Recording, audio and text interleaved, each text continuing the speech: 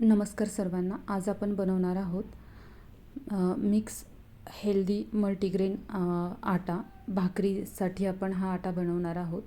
तर हे मिलेटमध्ये कन्सिडर केलं जातं किंवा हे ग्रेन्स आहेत जे आपल्या इंडियन फॅमिलीमध्ये जे जास्तीत जास्त कर्नाटक, महाराष्ट्र, गुजरात आणि राजस्थान या या राज्यांमध्ये हे मिलेट्स अवेलेबल आहेत किंवा तिकडे त्याचं पीक हे घेतलं जातं. सो आपण याचं जे प्रमाण आहे, आता हा आपण आटा बनवणार आहोत भाकरीचा. तर याच्यासाठी मी घेतलेली आहे नाचणी अर्धा किलो, 1 किलो बाजरी आणि 1.5 किलो साधारण ज्वारी. तर याचं हे असं प्रमाण घेतलेलं आहे आणि हे आपण मिक्स करून हे आपण गिरणीतनं दळून आणणार आहोत. आणि हे पीठ आपण साधारण आपल्याला याची म्हणजे भाकरी बनवायची आहे किंवा त्याचं हेल्थ बेनिफिट्स काय आहेत हे सगळंच आपण आपल्या या व्हिडिओमध्ये बघणार आहोत.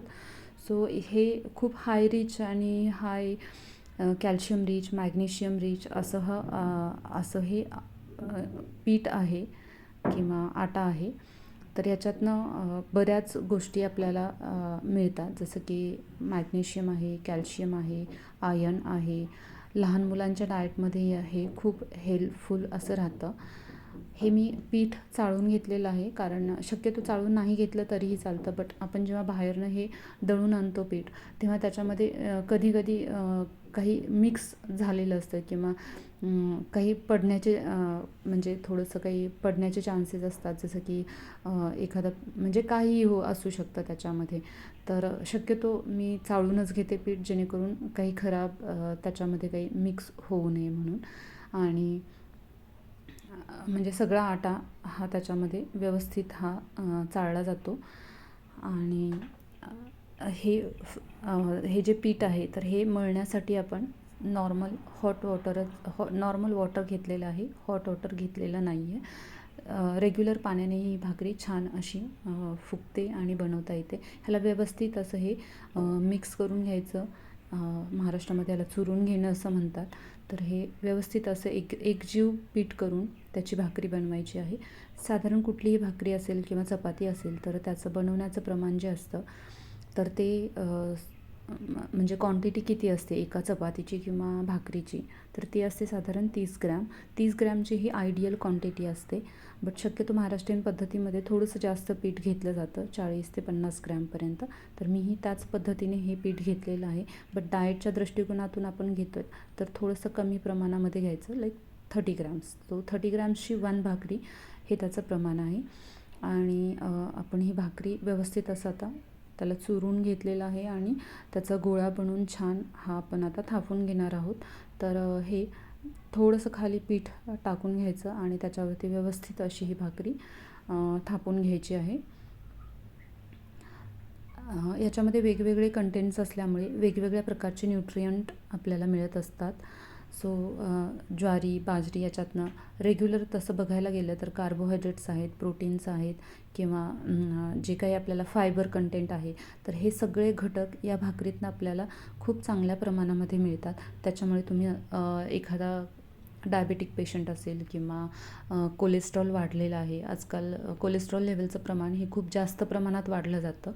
तर साधारण वयाच्या 20व्या-22व्या वर्षापासूनही बऱ्याच जणांना आजकाल कोलेस्ट्रॉलचं प्रमाण जास्त वाढलेलं दिसतं. तर त्यांच्यासाठी ही भाकरी खूप हेल्पफुल अशी आहे. म्हणजे लहान मुलांसाठी आहे, डायबेटिक पेशंट्स आहेत, कोलेस्ट्रॉल वाढलेलं असेल किंवा तुम्ही वेट लॉस करायचं असं ठरवलं आहे, तर त्या सगळ्यांसाठी ही भाकरी ही खूप हेल्पफुल अशी आहे. तर तुम्ही रोज संध्याकाळच्या डाएटमध्ये किंवा सकाळी लंच असेल तर कुठल्याही एका तुमच्या मीलमध्ये ही भाकरी तुम्ही इन्क्लूड करू शकता. आणि याचं जे क्वांटिटीचं प्रमाण तर मी तुम्हाला सांगितलेलंच आहे. ही व्यवस्थित आपण थापून घेतली आहे आणि पॅन व्यवस्थित असा गरम होऊ द्यायचा. पॅन गरम झालेला नसेल प्रॉपर तर भाकरी व्यवस्थित होत नाही. त्याच्यामुळे पॅन अगदी जास्त फ्लेमवरती आधी तो पॅन व्यवस्थित पूर्ण गरम करून घ्यायचा आणि त्यानंतरच त्याच्यावरती भाकरी टाकायची. आणि त्याच्यावरती पाणी थोडंसं एक 15 ते 20 सेकंद थांबून ती भाकरी थोडीशी भाजू द्यायची आणि त्यानंतर पाणी लावून घ्यायचं आणि पाणी लावल्यानंतर ते पाणी पूर्ण ड्राय होऊ द्यायचं आणि त्याच्यानंतरच भाकरी ही पलटून घ्यायची आणि त्याच्यामुळे ती व्यवस्थित अशी फुगली जाते.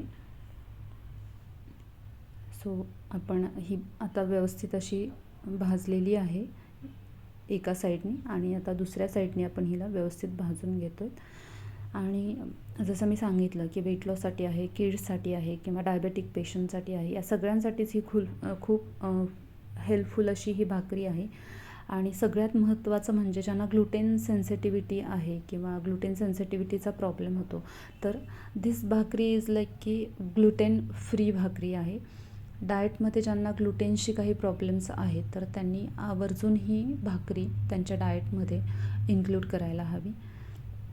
ह्याच्यातनं खूप चांगल्या प्रकारामध्ये तुम्हाला सगळेच न्यूट्रियंट्स हे मिळतात आणि मेन म्हणजे हिवाळ्यामध्ये तुम्हाला कॅल्शियमची गरज खूप जास्त असते, खूप एनर्जेटिक असते. बाजरी ही उष्ण असते, त्याच्यामुळे थंडीच्या दिवसामध्ये खाण्यासाठी ही खूप फायदेशीर ठरते नाचणी आणि बाजरी. सो नक्की तुम्ही तुमच्या डाएटमध्ये इन्क्लूड करा. व्हिडिओला तुम्ही तोपर्यंत लाईक करा, शेअर करा, सबस्क्राईब करा. पूर्ण व्यवस्थित छान अशी ही भाकरी आपली भाजलेली आहे आणि आपण आता हिला साईडला ठेवून देऊयात आणि यानंतर आपण बनवणार आहोत याच्याबरोबरच खमंग अशी म्हणजे आंबट चुक्याची भाजी. तर याला महाराष्ट्रामध्ये आंबट चुका असं म्हणतात, इंग्लिशमध्ये याला ग्रीन सोरेल असं म्हणतात आणि हिंदीमध्ये याला खट्टा पालक असं म्हणतात. सो मी याची एक पेंडी एवढी मी घेतलेली आहे, ती स्वच्छ क्लीन करून धुवून ती कट करून घेतलेली आहे आणि आपण बघूयात आता या भाजीला बनवण्यासाठी काय काय साहित्य लागत आहे ते. सो मी घेतलेलं आहे कोरिअंडर, ग्रीन चिली, करी लिव्ह्ज आणि लसणाच्या पाकळ्या. तर हे सगळं आपण घेतलेलं आहे आणि बेसन आणि दही हेही घेतलेलं आहे. त्याच्यामध्ये 1 चमचा बेसन आणि 2 चमचा बेसन आणि 1 चमचा दही. तर मिक्सरमधनं त्याची पेस्ट करून घेतली आहे आणि हे दही आणि बेसन हे एकत्र करून आपण घेणार आहोत. तो एकत्र करून घ्यायचं, थोडंसं पाणी यामध्ये ॲड करायचं, व्यवस्थित असं मिक्स करून साईडला ठेवून द्यायचं आणि यानंतर आपण घेणार आहोत सिझनिंग करायला. सो हे व्यवस्थित मिक्स करून घ्यायचं आधी. थोडंसं मी पाणी ॲड केलेलं आहे. आता दही आणि बेसन, दह्यामधनं आपल्याला प्रीबायोटिक्स मिळत असतात. सो तुम्ही 1 चमचा तुम्ही ॲड करू शकता.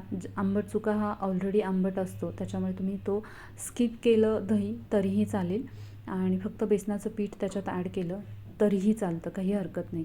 आणि जे बेसन आपण यूज करतो त्याच्यातही आपल्याला प्रोटीन्स चांगल्या प्रमाणामध्ये मिळतात. सो तुम्ही नक्की तुमच्या डाएटमध्ये थोडंसं बेसनाचं प्रमाणही ॲड केलं तरीही चालतं. सो ही भाजी बनवताना आपल्याला बेसनाचं पीठ लागतंच या भाजीला, त्याच्यामुळे आपण याच्यामध्ये 1 ते 2 चमचा पीठ हे बेसनाचं पीठ हे आपण यूज केलेलं आहे. कढई घेतलेली आहे, त्याच्यामध्ये 1 ते 2 चमचा तेल मी ॲड केलेलं आहे, टीस्पून.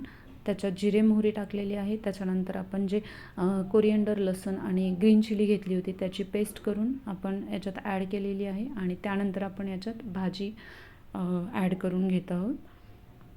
व्यवस्थित असं याला मिक्स करून घ्यायचं, परतून घ्यायची छान भाजी आणि एकदा त्याच्यावरती झाकण ठेवून चांगली वाफवून घ्यायची. आंबट चुक्याचंही खूप महत्त्व आहे. हे जसं आपल्याला पालकातनं कॅल्शियम मिळतं, तर तसंच याच्यातनंही आपल्याला कॅल्शियम मिळतं. त्यानंतर आपल्याला याच्यातनं वेगवेगळ्या प्रकारचे व्हिटॅमिन्स आणि मिनरल कंटेंट्स हे आपल्याला याच्यातनं मिळत असतात. कुठल्याही पालेभाज्या आहेत किंवा फळभाज्या आहेत तर त्याच्यातनं आपल्याला व्हिटॅमिन्स आणि मिनरल्स हे खूप चांगल्या प्रकारे मिळतात. सो नक्की हे खूप बेस्ट असं कॉम्बिनेशन आहे तुमच्या डाएटसाठी.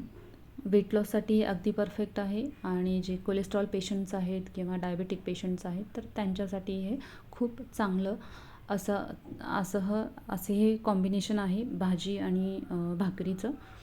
आणि याला फार वेळ लागत नाही करायलाही. अगदी तुमचं अर्ध्या तासामध्ये हे सगळं होऊन जातं. देन याच्यातच चवीप्रमाणे तुम्ही मीठ ॲड करू शकता. पाणी तुम्हाला जे टाकलेलं आहे ते मी शक्यतो गरम पाणी टाकायचं याच्यामध्ये आणि 5 मिनटानंतर चांगली उकळू द्यायची आणि 5 मिनटानंतर ही भाजी आपली व्यवस्थित अशी तयार होते आणि आपण याला आता सर्विंग डिशमध्ये सर्व करायला घेऊयात. सो चांगली चटचट झालेली आहे आणि ही आपण सर्विंग डिशमध्ये घेतलेली आहे. सो विथ सॅलेड आणि नाचणीची भाकरी, ठेचा आणि चुक्याची भाजी. तर हे सगळं कॉम्बिनेशन हे खूप चांगलं आहे वेट लॉससाठी. सो तुम्ही व्हिडिओला नक्की लाईक करा, शेअर करा आणि सबस्क्राईब करायला विसरू नका. थँक्यू.